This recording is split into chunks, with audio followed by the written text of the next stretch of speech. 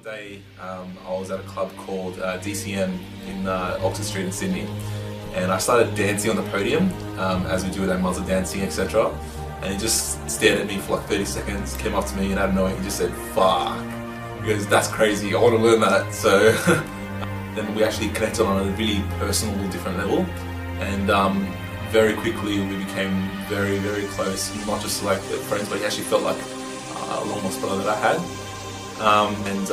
Out of nowhere he stopped on the middle of the bridge where there's the main walkway from one side of the festival to the other.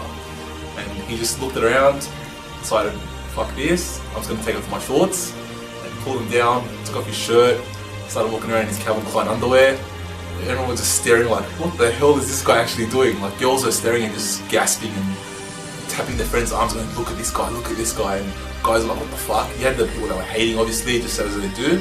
And I was walking for a few minutes and I'm like, don't you care what people are saying? People talking behind your back.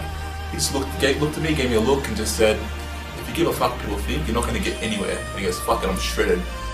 Az wasn't just the best mate to me. I'd say he was like a brother to me. You know, he was my mentor. He was the person that taught me everything I know. If it wasn't for him, I wouldn't be who I am, and I wouldn't have any of the beliefs that I got right now. You know, if it wasn't for Az, I wouldn't have lived life the way I do now.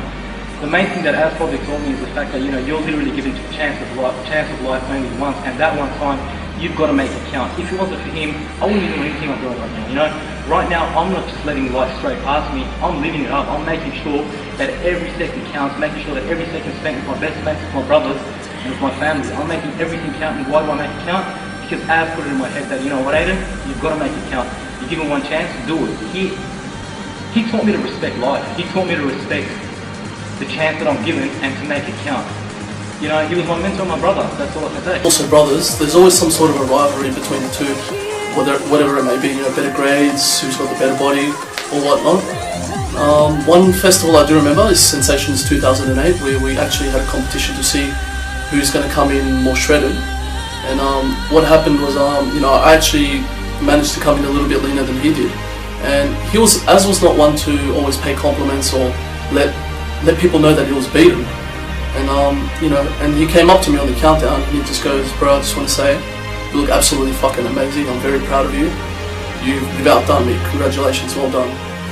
And that's going to be a memory that I'm going to hold on to for the rest of my life. And it was a very beautiful moment. We hugged each other, we kissed, and then the beat dropped and we started.